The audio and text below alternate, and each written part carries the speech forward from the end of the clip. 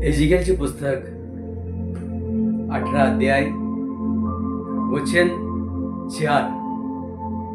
पहा, सर्व जीव माझा आहे, बापाचा जीव तसे पुत्राचा जीव माझा आहे।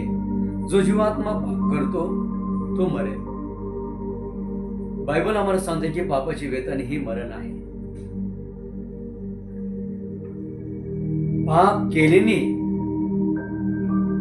जो परमेश्वराचे नातं आहे, जे रिलेशन आहे, जे संबंध आहे प्रचंड, पाप मुळे ते नाता तुटून जाऊ शकतो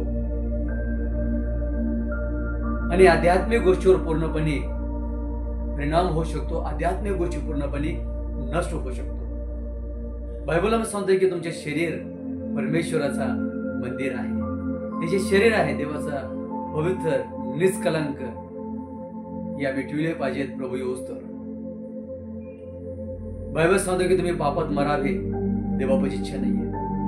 आज 2000 वर्षापूर्वी प्रभू येशू ख्रिस्त या जगात आला मनुष्याला पापातून बाहेर काढण्यासाठी। येशूकडे पाप क्षमा आहे। येशू तुमचे पाप किती मोठा असाल, प्रभू तुमचे पाप क्षमा करू शकतो। जर एकदा मी पाप केलेले आहेत, जर मी ते पाप सोडले तर पुन्हा पुन्हा मी पाप करावे ही देवाची इच्छा नाहीये। गलती झालेत, चूक झालेत, आपले गलती आपली चूक आम्ही आपले पदरी घेऊन जर प्रभूकडे येतो, प्रभू तुमच्यावर दया करणार आहे। देवा तुम्हाला क्षमा करणार आहे। पाप मुळा जे देवासोबत जे परमेश्वराचे नाता तुटले गेले आणि ते येशू मुळा पुन्हा ते नाता जोडले जाऊ शकतो।